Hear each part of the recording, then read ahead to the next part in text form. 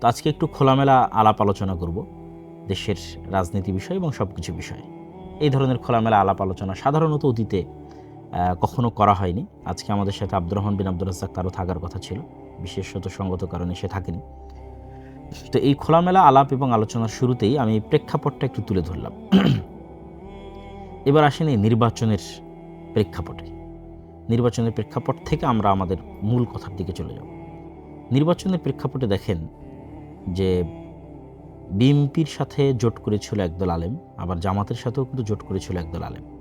জামাতের সাথে ছাত্ররাও জোট করেছে এনসিপি।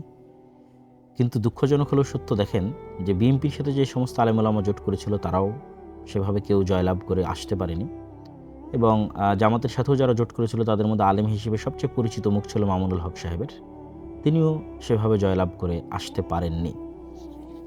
পাশাপাশি আরও একটি বিষয়ে আপনারা অবশ্যই খেয়াল করেছেন যে এই নির্বাচনকে কেন্দ্র করে কে কোন পক্ষের জোটে যাবে, কে কাকে ভোট দিবে, এটি নিয়ে আলেম ওলামাদের মধ্যে যে পরিমাণ কাদা ছোড়াছুড়ি হয়েছে আমার জানা নাই নিকট অতীতে। আমি আলেম ওলামা বলতে এখানে হানাফি আহলে হাদিস পার্থক্য করতেছি না, বরং যারা দেশের মেইন স্ট্রিমে আছে তাদের কথাই বলতেছি, তথা দেওবন্দি হানাফি আলেম ওলামা তাদের কথাই বলতেছি। তাদের পরস্পরের মধ্যে যে পরিমাণ কাদা ছোড়াছুড়ি হয়েছে আমি আমার এই ছোট্ট বয়সে এই পরিমাণ কাদা ছোড়াছুড়ি নিকট অতীতে আর দেখিনি, বরং ভালো একটা একতাই দীর্ঘদিন থেকে দেখে এসেছি।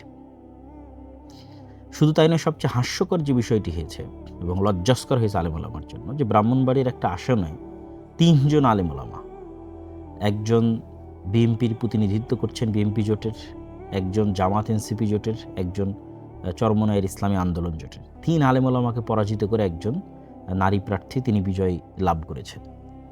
তো এটি আলেম ওলামাদের অনৈক্য এবং রাজনীতিতে তাদের যে বিশাল একটা গ্যাপ থেকে গেছে, তারা বাংলাদেশের মাঠের বক্তব্য দার্স তাদরিসের সাথে রাজনীতির মাঠ যে এতটা সহজ বা সোজা নয়, কোনো একটা জায়গায় অবশ্যই কোনো কিন্তু বা কোনো জিজ্ঞাসাবোধক চিহ্ন অবশ্যই আছে, আত্মসমালোচনার জায়গা অবশ্যই আছে।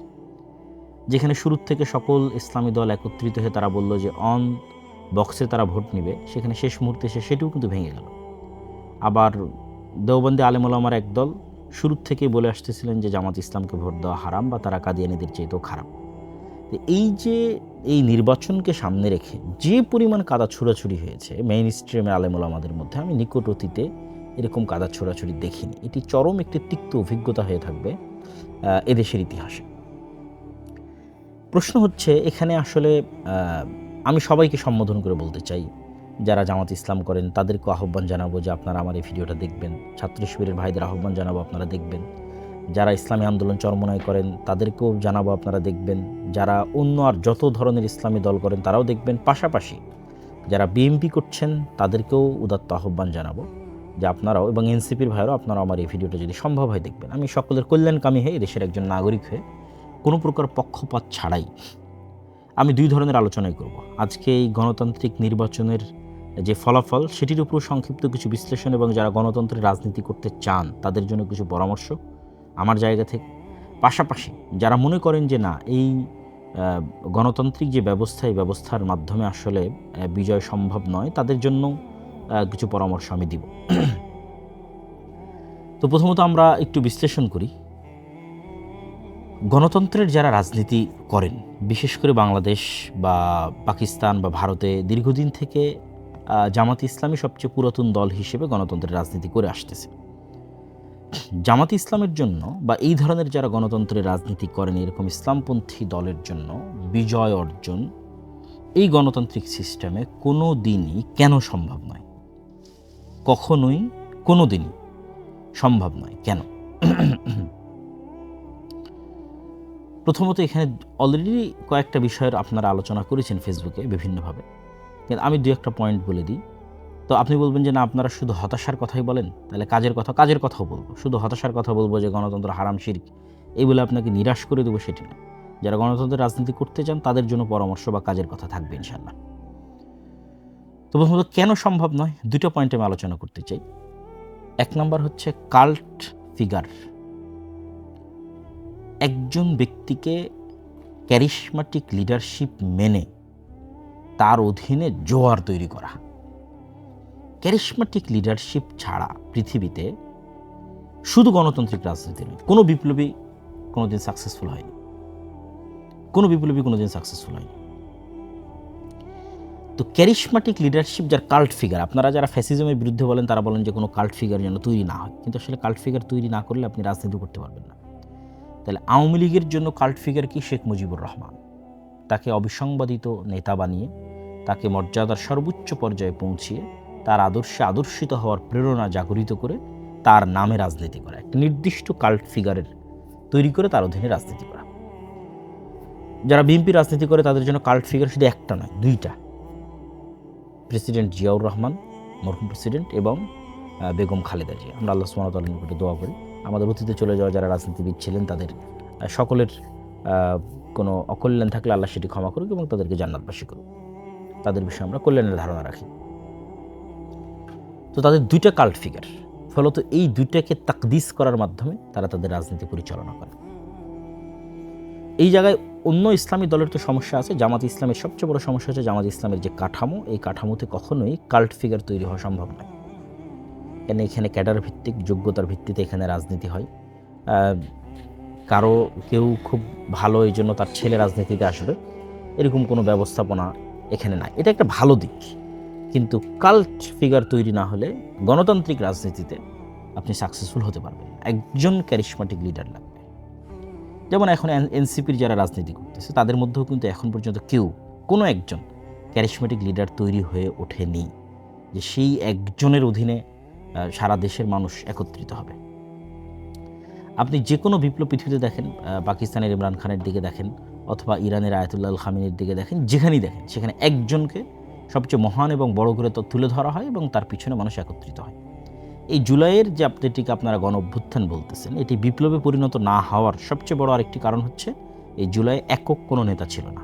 যদি একক নেতা থাকতো এবং একক আদর্শে আদর্শিত বিশাল কর্মী বাহিনী থাকতো, তাহলে ওইটা কিন্তু অভ্যুত্থান না হয়ে বিপ্লবে পরিণত হয়ে যেত এবং আজকে কিন্তু আপনাকে আবার নির্বাচন দেওয়া লাগতো না। যেমন আহমাদ আশ-শারা কি নির্বাচন দিচ্ছে, আর অন্তর্বর্তীকালীন সরকারি 5 বছর 6 বছর দেশ পরিচালনা করতেছে।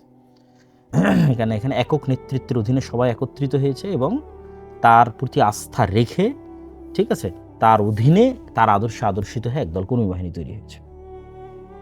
তাহলে যারা ইসলামের নামে রাজনীতি করতেছেন তাদের তো কোনো কাল্ট ফিগার নাই, আবার তারা শত মত আর দলে বিভক্ত, কত ফতোয়া তার হিসাব নাই। এর কাছে ও বিভ্রান্ত, ওর কাছে ও ভ্রান্ত, ওর কাছে ও বেদাতি, ওর কাছে ও শিরক। এগুলোর মধ্যে অবশ্যই কিছু সত্যতা, কিছু থাকবে না তা নয়, কিন্তু আমি সরাসরি আজকের আলোচনা কিন্তু আমি সরাসরি আপনাদের যে একজন ইসলামিক স্কলার সেই হিসেবে কিন্তু আলোচনা করতেছি না। আজকে বিশ্লেষণ করছি জাস্ট একজন গণতন্ত্রের রাজনীতির একজন কোর দেশের নাগরিক হিসেবে একটা বিশ্লেষণ করতেছি। দ্বিতীয় যেটি বড় বাধা যারা ইসলামের নামে রাজনীতি করছেন, তো ইসলামের নামে রাজনীতি করার প্রথম বাধা কি বললাম? যে আপনাদের কোনো কাল্ট ফিগার তৈরি হওয়া সম্ভব নয়, ঠিক আছে। জামাত ইসলামের নিজের ফ্রেমের কারণে সম্ভব নয়। আর ইসলামী দলগুলো সব বিভিন্ন মাযহাব, মতবাদ, আদর্শে একজনের কাছে আরেকজন কাফের, আরেকজনের কাছে আরেকজন শিরক, মুশরিক। ফলত এখানে কেউ একক নেতৃত্বের অধীনে এসে একত্রিত হবে সেটার কোনো পসিবিলিটি নাই বললেই চলে। আর ওই পসিবিলিটি যদি না থাকে কোনোদিন আপনি ক্ষমতায় যেতে পারবেন না। এটা just full stop, note down করে রাখবেন। যারাই আপনার ইসলামের নামে রাজনীতি করতেছেন, গণতান্ত্রিক করেন, অগণতান্ত্রিক করেন। 2 নাম্বার, ডিপ স্টেট, যেটা আপনারা খুব ভালোভাবে এই 2026-এর ইলেকশনের পরে দেখলেন যে কারচুপি এবং ইঞ্জিনিয়ারিংয়ের মধ্যে যে ডিফারেন্স, যে পার্থক্যটা, যে কারচুপি মানে দিনের বেলায় গিয়ে ভোট কেন্দ্র দখল করা, ঠিক আছে, ভোট কেন্দ্র দখল করে জাল ব্যালট বাক্স ভরা, এটা হয়নি। কিন্তু ইঞ্জিনিয়ারিং, ফলাফল ঘোষণা, ইঞ্জিনিয়ারিং। তো ডিপ স্টেট যে শুধু ফলাফল ঘোষণা ইঞ্জিনিয়ারিং করবে বিষয়টি কিন্তু সেরকম নয়। ডিপ স্টেট আরও বহু ক্ষেত্রে তাদের প্রভাব থাকে। ডিপ স্টেট মানে ছায়া রাষ্ট্র। ছায়া রাষ্ট্র যদি আপনি আরও ভালোভাবে বুঝতে চান তাহলে বুঝতে পারবেন যে ডক্টর ইউনূস কেন সাকসেসফুলি কাজ করতে পারেনি। কেন? বাংলাদেশের যে ডিপ স্টেট, এইটা তাকে সাকসেসফুলি কাজ করতে দেয়নি। প্রতিটা রাষ্ট্রের ডিপ স্টেট থাকে, আমেরিকারও ডিপ স্টেট আছে।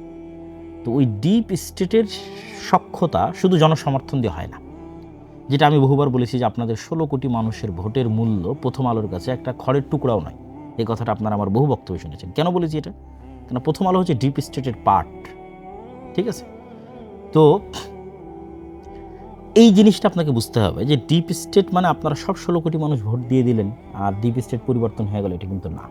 ডিপ স্টেট মানে বহু বাইরের এমবেসি, তাদের সাথে যোগাযোগ, দেশের মধ্যেকার অসংখ্য প্রতিষ্ঠান যেমন আর্মি, সেনাবাহিনী, ঠিক আছে, এস্টাবলিশমেন্টের মধ্যে যারা আছে, বড় বড় ব্যবসায়ী, এর মধ্যে মাফিয়ারাও থাকে, ঠিক আছে। এক কথা স্থায়ীভাবে যারা দেশের স্টেক হোল্ডার, বড় বড় শক্তিশালী প্রতিষ্ঠান, মিডিয়া হতে পারে, তো তাদের যতক্ষণ আপনি আস্থা অর্জন না করতে পারবেন, বহির্বিশ্বের সেনাবাহিনীর, দেশের অভ্যন্তরের শক্তিশালী প্রতিষ্ঠানের, ততক্ষণ 16 কোটি মানুষ ভোট দিলেও আপনি ক্ষমতায় আসতে পারবেন না।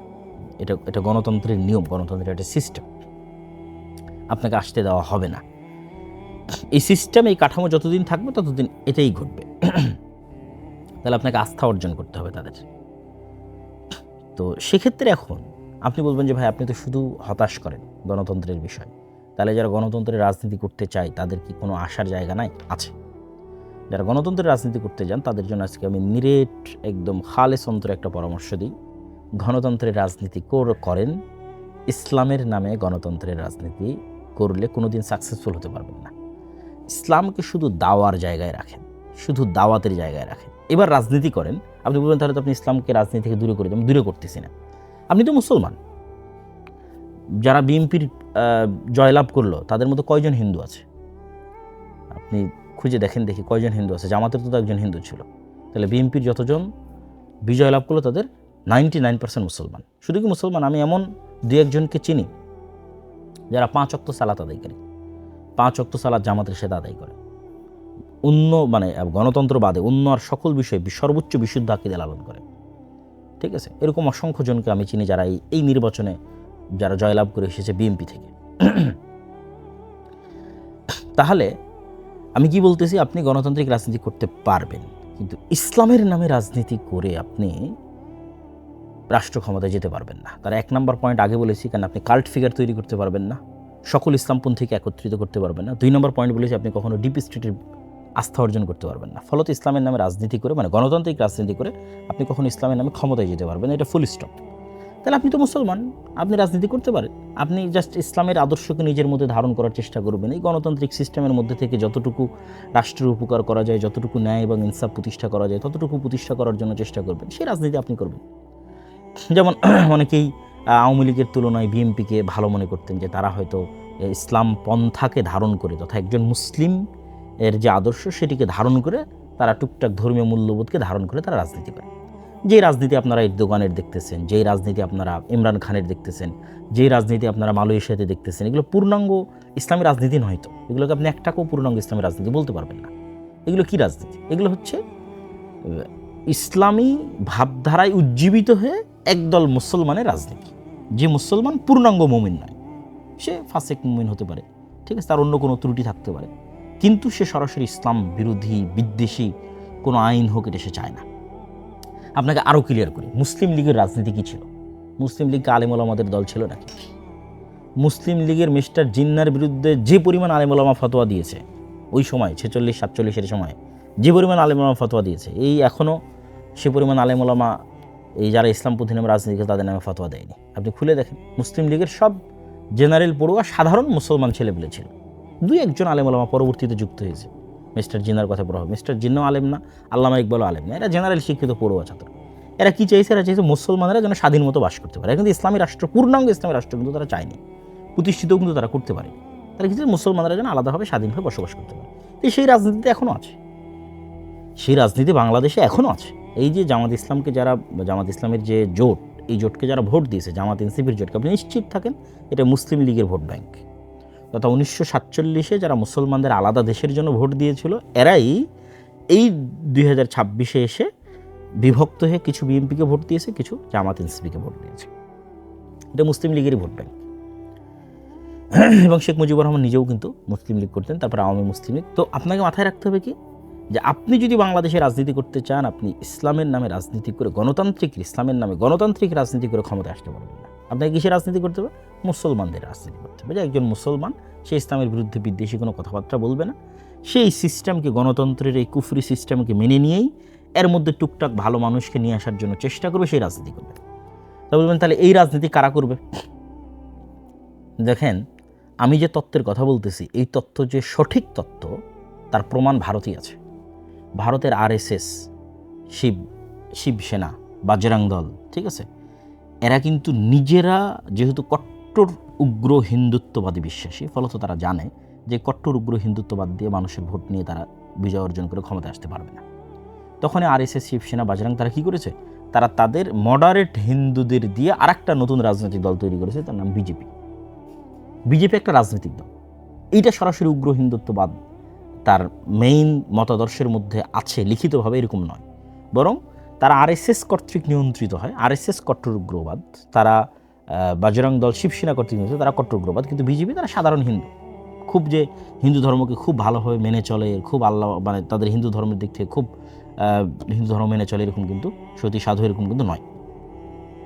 ঠিক আছে, তো সেক্ষেত্রে এই যে জামাত ইসলাম সহ আর যারা ইসলামের নামে রাজনীতি করতেছে, সেটা ইসলামী আন্দোলন বাংলাদেশের চরমনাই হোক, সেইটা জমিয়তে কি যেন ওলামা ইসলাম একটা আছে, আর অনেক ইসলামের নামে যারা রাজনীতি করতেছে বাংলাদেশে, তাদের সকলের উচিত হবে তারা এরকম সাধারণ জেনারেল শিক্ষিত মুসলমান সন্তানদের দিয়ে একটা রাজনৈতিক দল তৈরি করবে।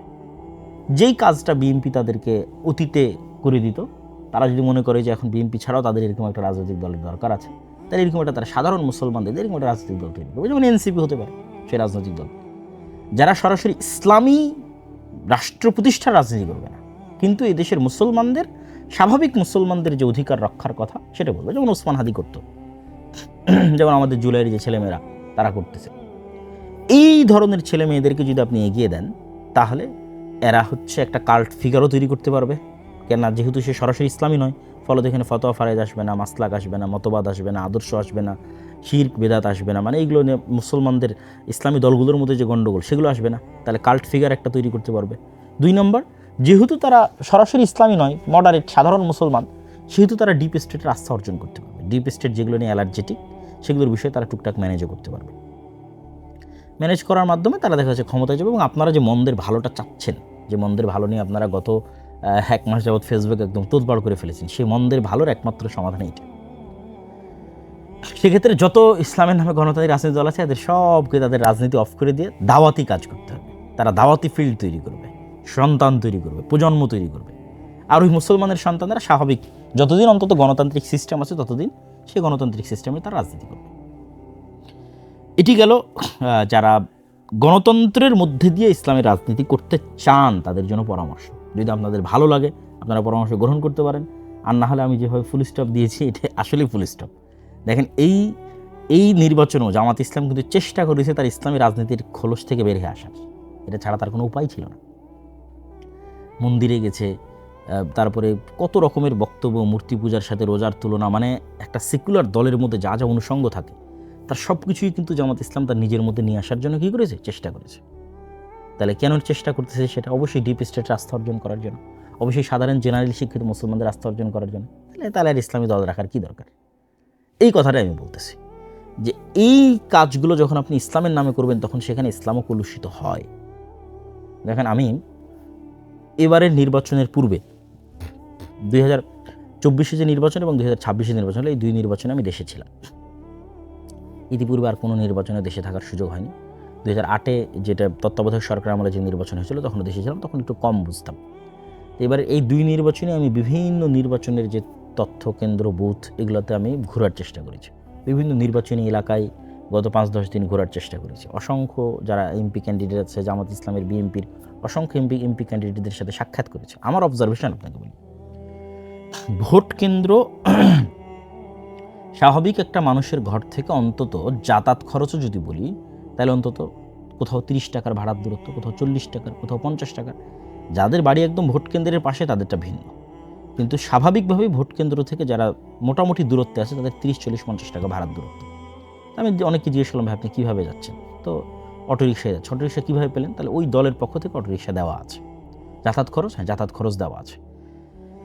তাহলে এই যে বিশাল একটা মানুষকে যারা আপনাকে সাপোর্ট করে, তাদেরকে ভোট কেন্দ্রে নিয়ে, আমি অন্য কথা বাদ দিলাম, জাস্ট ভোট কেন্দ্রে নিয়ে যাওয়ার জন্য কেন মানুষ ফ্রিতে ভোট দিতে যাবে? কত কোটি মানুষ ভোট দিয়েছে আপনি দেখেন দেখি, 12 কোটি মানুষের। আমার আব্বা আম্মা জীবনে কোনো দিন ভোট কেন্দ্রে যায়নি, তারা এটাকে ফেতনা মনে করে এই ভোট কেন্দ্রে যাওয়াকে।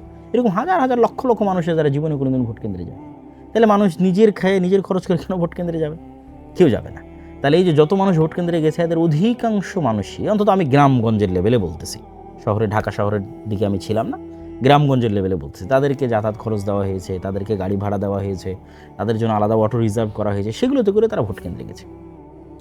তাহলে একটা নির্বাচনে কি পরিমাণ টাকার লেনদেনের প্রয়োজন হয় একটা নির্বাচনে জয় অর্জনের জন্য, এটা একমাত্র যারা রাজনৈতিক দল করে গণতান্ত্রিক তারাই জানে। আপনি টাকা ছাড়া জনগণকে ভোট কেন্দ্রে নিয়ে যেতে পারবেন না এবং অন্যের তুলনায় বিজয় অর্জন করতে পারবেন না। মানে জাস্ট ভোট গণনা পরে মানে ইঞ্জিনিয়ারিং থামানোর জন্য ডিপ স্টেটের আস্থা হাসানোর জন্য পরের কথা বলতেছে, জাস্ট ভোট আর ভোট কেন্দ্রে যাবে, এটা আপনি টাকা ছাড়া করতে পারবেন না। আল্লাহু আলাম এই ভোটে কত হাজার কোটি টাকা খরচ হয়েছে, 2-3 হাজার কোটি টাকার নিচে অবশ্যই নয়। তাহলে আপনি ইসলামের নামে রাজনীতি করে একটা মানুষকে টাকা দিতে পারবেন?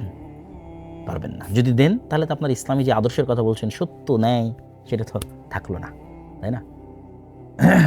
আল্লাহ সুবহানাহু ওয়া তাআলা ভালো জানে, যিনি সৈয়দপুর বিমানবন্দরে আটকা পড়েছিলেন তার কাছে সেই অর্থ কী বাবদ ছিল বা কী কারণে ছিল, কিন্তু এটি আলেম ওলামা হোক বা যারা ইসলামের নামে রাজনীতি করুক তাদের জন্য মানুষ হানিকর বা সম্মান হানিকর হয়েছে কিনা? অবশ্যই হয়েছে। তাহলে আপনি নিশ্চিত থাকেন গণতন্ত্রের এই সিস্টেমে আপনি যদি ইসলামের নামে রাজনীতি করতে চান আপনাকে মুনাফিক হয়ে যেতে হবে।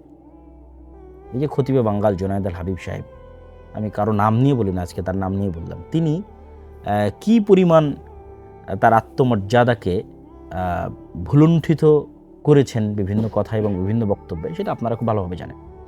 তাহলে এই পরিমাণ আত্মমর্যাদাকে ভুলুণ্ঠিত না করলে, এই পরিমাণ মানে যে কথা, যেটা আমি আমার পুরো কথায় তুলে ধরতে চাচ্ছি আর কি, যে এক কথায় আপনি গণতান্ত্রিক সিস্টেমের সাথে রাজনীতি করতে গেলে আপনাকে মুনাফিকির পথ অবলম্বন করতে হবে, আপনি জিততে পারবেন না। তাহলে কেন ইসলামের নামে এই কাজটা করবেন? এবং ইসলামের নামে যদি কাজটা করেন তবু জিততে পারবেন না। কেন বলেছি? ওই আগের দুটো পয়েন্ট, কাল্ট ফিগার তৈরি করতে পারবেন না, ডিপ স্টেট আস্থা অর্জন করতে পারবেন না। তাহলে কী করতে হবে?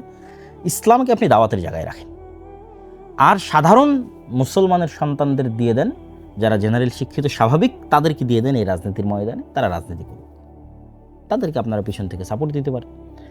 আরও একটা কথা বলি, ইসলামের নামে রাজনীতি করার আর একটা ক্ষতির দিক আপনাকে বলি। আপনারা আমার সাথে যে কোনোভাবে দ্বিমত করতে পারেন, আমি জাস্ট ওপেন খোলামেলা মনের কথা আপনাদের সাথে তুলে ধরতেছি।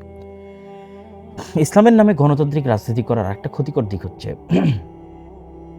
মুসলমানদের কাছে ইসলামকে শত্রু বানানো হয়।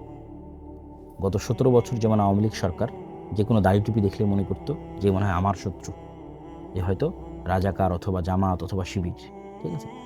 এখন বিএনপি সরকারও যে ক্ষমতায় আসতেছে, সেও মনে করবে যে কোনো দাড়ি টুপিকে দেখলে তার অন্তরে কাজ করবে যে এই মনে হয় জামাত, এ মনে হয়, যেমন উনি তো বলেইছেন যে গুপ্ত, ঠিক আছে, এটা তার অন্তরে কাজ করবে। অথচ সে কিন্তু মুসলমান, তথা পুরো বিএনপিতে যারা আছে তারা সবাই মুসলমান।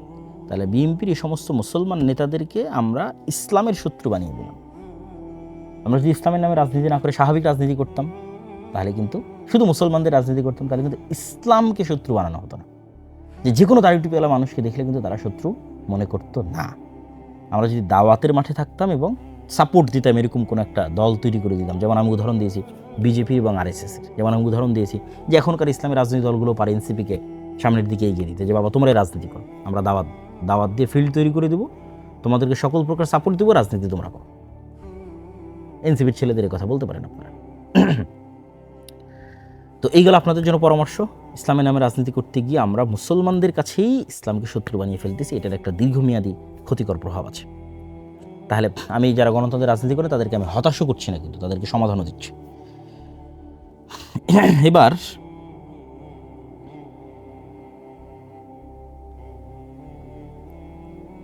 এবার যারা গণতন্ত্রের এই রাজনীতিকে পছন্দ করেন না, যেমন তার মধ্যে আমিও একজন, আমিও আমার বহু বক্তব্যে এই গণতান্ত্রিক সিস্টেমের কথা বহুবার তুলে ধরেছি, যেটির মধ্যে দিয়ে ইসলাম প্রতিষ্ঠা করা সম্ভব নয়। আজকে তো আরও বিস্তারিত ব্যাখ্যাসহ আপনাদের কাছে তুলে ধরলাম, এত খোলামেলা আলোচনা আমি অতীতে কখনো করিনি।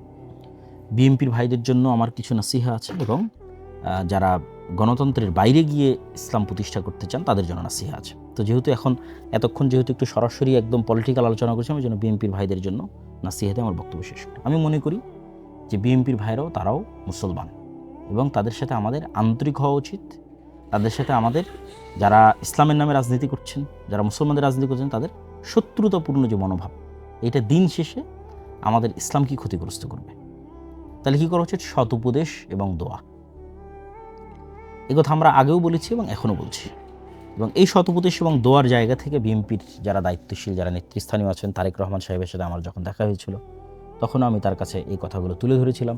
আজকেও আমি একটি কথা বলে বিএনপির ভাইদের শেষ করব, তাদের প্রতি নাসিহা, সেটি হচ্ছে বিভাজনের রাজনীতি না করা। গণতন্ত্রের রাজনীতির একটা বড় অনুষঙ্গ হচ্ছে বিভাজনের রাজনীতি। আর বাংলাদেশের ভারতের রাজনৈতিক বয়ান হচ্ছে মুক্তিযোদ্ধা বনাম রাজাকার। অবশ্যই 47 যেমন আমাদের ইতিহাসের অন্যতম গুরুত্বপূর্ণ অংশ, 71 আমাদের ইতিহাসের অন্যতম গুরুত্বপূর্ণ অংশ, 24 আমাদের ইতিহাসের অন্যতম গুরুত্বপূর্ণ অংশ, কিন্তু এটিকে বেস বানিয়ে কারোর সাথে চিরন্তনভাবে শত্রুতা তৈরি করে রাখা, দেশেরই নাগরিকদের একটা অংশকে বৈষম্যের শিকার করা, এটা দেশকে ধ্বংস করে দেয়। তো অন্তত অতীতের সরকার যে ভুলগুলো করেছে, আপনারা সেই ভুলগুলো যদি না করেন, আপনারা যদি দেশের মধ্যে বিভাজনের রাজনীতি তৈরি না করেন, উদারতা দেখান, আশা করি যে আল্লাহ সুবহানাহু ওয়া তাআলা আপনাদের শাসনে কল্যাণ দিতে পারে। জুলম না হলে, বিভাজনের রাজনীতি তৈরি না হলে আল্লাহ সুবহানাহু ওয়া তাআলা এটির মধ্যে বরকত দিতে পারে। তো এই ছোট্ট আপনাদের জন্য পরামর্শ যে যারা আপনারা বিজয়ী হয়েছেন তারা অবশ্যই পরাজিতদের প্রতি ইনসাফ করবেন। যেটা ওসমান হাদিও বলতো যে আমি আমার শত্রুর সাথেও ইনসাফ করতে চাই। তাহলেই দেখবেন একটি উন্নত মানের চমৎকার একটি ইনসাফের বাংলাদেশ আমরা তৈরি করতে পারছি। এই আশা আমরা আপনাদের কাছে রাখি এবং আমাদের এই কল্যাণকামিতাও থাকবে। আলহামদুলিল্লাহ, আমরা ব্যক্তিগতভাবে আমরা কখনো না কোনো রাজনৈতিক দলের পক্ষে অবস্থান নিয়েছি, না কোনো রাজনৈতিক দলের বিপক্ষে অবস্থান নিয়েছি। আমরা সবসময় যেটা কোরআন এবং হাদিসের আলোকে সত্য এবং সঠিক মনে হয়েছে আমাদের কাছে, সেটি নাসিহা হিসেবে, তত্ত্ব হিসেবে, উপদেশ হিসেবে দেশ ও জাতির কাছে তুলে ধরেছি এবং আমরা আমাদের জায়গায় কোরআন এবং হাদিস অনুযায়ী যেটি খেদমত করার প্রয়োজন মনে করেছি, আল্লাহ সুবহানাহু ওয়া তাআলার সন্তুষ্টির জন্য সেই খেদমত করছি এবং করে যাচ্ছি। এবার সর্বশেষ পয়েন্ট, যারা গণতন্ত্রের বাইরে গিয়ে ইসলামের বিজয় দেখতে চান, আপনাদের কাজ কি? আপনাদের সবচেয়ে বড় কাজ, এটা আমি আমার বহু বক্তব্যে বলেছি এবং আজকেও বলছি, আমার এই কথা কখনো চেঞ্জ হবে না, যে ঈমান বিল গায়বে ইয়াকিন, পরকালে চরম লেভেলের আস্থা এবং বিশ্বাস, ন্যায়পরায়ণতার চর্চা ছোটোবেলা থেকেই, একদম ঘর থেকেই, সমাজ এবং পরিবার থেকেই ন্যায়পরায়ণতার চর্চা তৈরি করা এবং শুরু করা।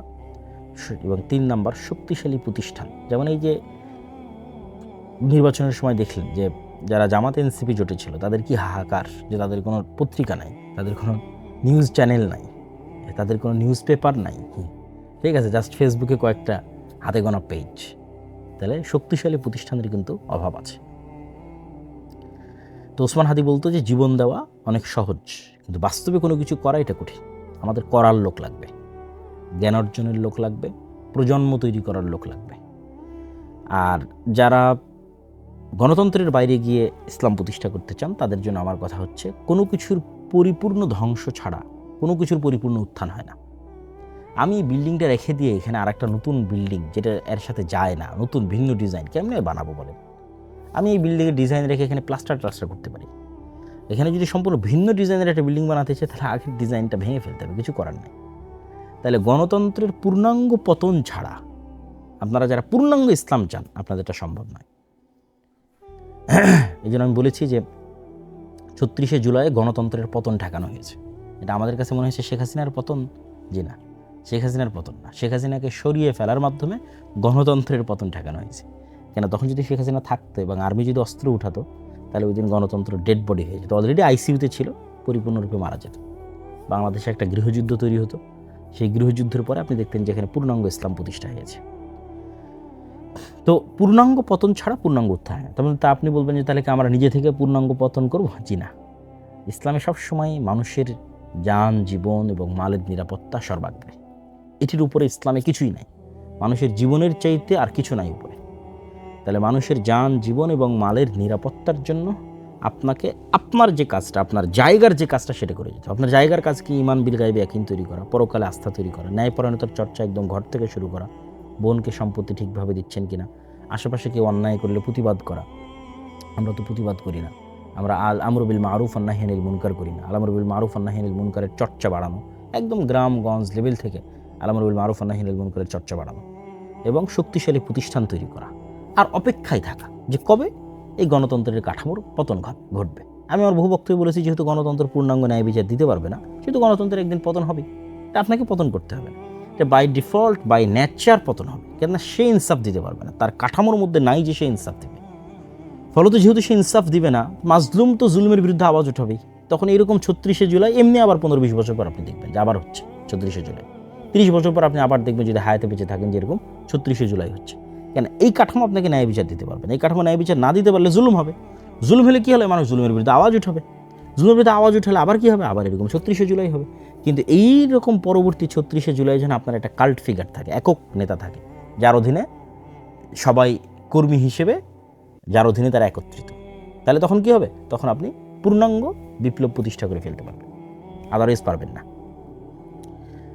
তাহলে সেক্ষেত্রে আমি কী বললাম, যে গণতন্ত্রের যে পূর্ণাঙ্গ পতন, এটা আল্লাহর পক্ষ থেকেই হবে, এমনিই হবে। কীভাবে হবে এটা আল্লাহ সুবহানাহু ওয়া তাআলা ভালো জানেন। যেমন ধরেন আমেরিকার যে বিশাল সাম্রাজ্য, আল্লাহ সুবহানাহু ওয়া তাআলা বলেছেন যে আল্লাহ সুবহানাহু ওয়া তাআলা যদি একদল মানুষকে তার একদল মানুষের পতন না করাতেন, ওয়ালাউলা দাফউল্লাহিন নাস বা'দাহুম বিবা'জ, তাহলে পৃথিবীতে জুলুমের কারণে মানুষ অস্থির হতো। আজকেও যদি ফেরাউন জীবিত থাকতো কী হতো বলেন তো, আপনি বলেন যে 5000 বছর হয়ে গেছে, ফেরাউন এখনও জীবিত আছে, তাহলে আজকে আমাদের অবস্থা কী হতো?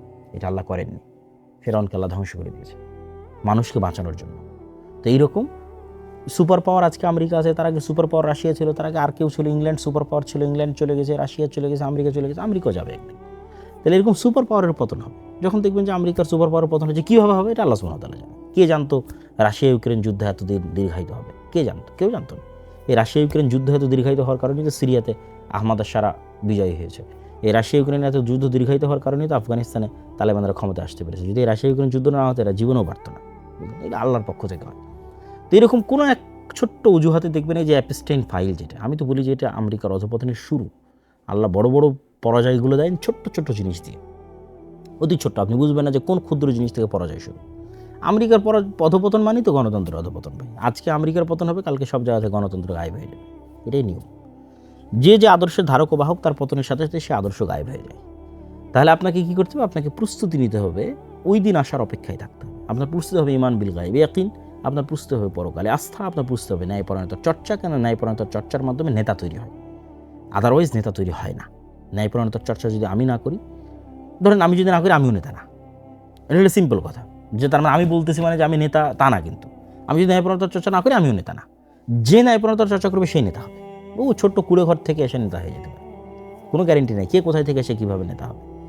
ন্যায়ের চর্চা করতে গিয়েই নেতা তৈরি হবে, অন্যায়ের প্রতিবাদ করতে গিয়েই নেতা তৈরি হবে। এটি স্বাভাবিক এবং সিম্পল রুলস নেতা তৈরি হওয়ার। তাই ঈমান বিল গায়ব ইয়াকিন, পরকালে আস্থা, ন্যায়পরায়ণতার চর্চা, শক্তিশালী প্রতিষ্ঠান। আর অপেক্ষা কবে এই গণতন্ত্রের পূর্ণাঙ্গ পতন হয়। যেদিন গণতন্ত্রের পূর্ণাঙ্গ পতন হবে, সেদিন যদি আপনি প্রস্তুত থাকেন, যেমন 36শে জুলাই আপনি প্রস্তুত ছিলেন না, যদি আপনার প্রস্তুত থাকেন, পূর্ণাঙ্গ ইসলাম প্রতিষ্ঠা হয়ে যাবে। আর যদি প্রস্তুত না থাকেন, তাহলে তো এটার জন্য আপনি নিজেই দায়ী। তাহলে ইমিডিয়েট রেজাল্টের আশা বাদ দিতে হবে, ইমিডিয়েট উত্তেজনা বাদ দিতে হবে, বিশাল দীর্ঘমেয়াদী 30 বছরের প্ল্যান করে প্রস্তুতি নিতে হবে। তো আশা করি আমি নির্বাচন পরবর্তী যে পর্যালোচনা ছিল, সেই পর্যালোচনায় আমি সকলের জন্য আজকে নাসিহা দিয়েছি, একদম শতভাগ আমার হৃদয়কে পরিষ্কার করে, কারো প্রতি চুল পরিমাণ পক্ষপাতিত্ব না রেখে। আলহামদুলিল্লাহ, আল্লাহ আল্লাহর কসম, কারো প্রতি চুল পরিমাণ পক্ষপাতিত্ব নাই। যারা আমাদের সম্পর্কে জানেন এবং বুঝেন, তারাও খুব ভালোভাবে জানেন। তো আমি সম্পূর্ণ শতভাগ ন্যায় এবং ইনসাফের সাথে জামাত ইসলাম, ইসলামী আন্দোলন চরমনায়, যারা ইসলামের নামে গণতন্ত্রের রাজনীতি করে তারা, এনসিপি ছাত্ররা, তারপরে বিএনপি, এবং সর্বোপরি যারা গণতন্ত্রের বাইরে গিয়ে ইসলামের বিজয় চান, তাদের সকলের জন্য তাত্ত্বিক বলেন, বাস্তব বলেন, সকল ধরনের পরামর্শ আপনাদের জন্য দিয়েছি। আল্লাহ সুবহানাহু ওয়া তাআলা আমাদের দেশকে শান্তি শৃঙ্খলায় পরিপূর্ণ করে দিক, আমাদের এই জাতিকে আল্লাহ সুবহানাহু ওয়া তাআলা রক্ষা করুক। এই দেশের মানুষ বহু রক্ত দিয়েছে, বহু রক্ত। সেই মোগলদের পূর্বের আমল থেকে এখানে স্বাধীন সুলতানি শাসন আমলের জন্য লড়াই হতো। বাঙালিরা স্বাধীনতা প্রিয় জাতি, তারা বিদ্রোহী জাতি। শাসন করতে পারুক আর না পারুক, নিজেদের শাসন ধরে রাখতে পারুক আর না পারুক, আরেকজনকে উল্টায় ফেলতে খুব পারে। মানে বিদ্রোহী হিসেবে তারা খুব বিখ্যাত। ওই দিল্লির সুলতানরাও তাদের কোনোদিন কন্ট্রোলে রাখতে পারতো না। এই যে 12 ভূঁইয়া, এরা কিন্তু বিদ্রোহী, ঠিক আছে? মোগলের বিরুদ্ধে এরা যুদ্ধ করেছে।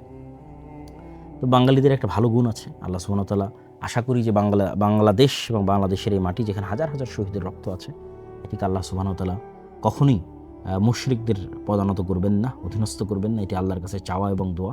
আমাদের পরবর্তী প্রজন্ম যেন মুশরিকদের গোলাম না হয়, এটি আল্লাহ সুবহানাহু ওয়া তাআলার কাছে কামনা। সেই ব্যবস্থা যেন আল্লাহ সুবহানাহু ওয়া তাআলা করে দেন, সেই ব্যবস্থা করার তৌফিক যেন আল্লাহ সুবহানাহু ওয়া তাআলা আমাদের দান করেন। আল্লাহুম্মা আমিন। ওয়া আখিরু দাওয়ানা আলহামদুলিল্লাহি রাব্বিল আলামিন। আসসালামু আলাইকুম ওয়া রাহমাতুল্লাহি ওয়া বারাকাতুহু।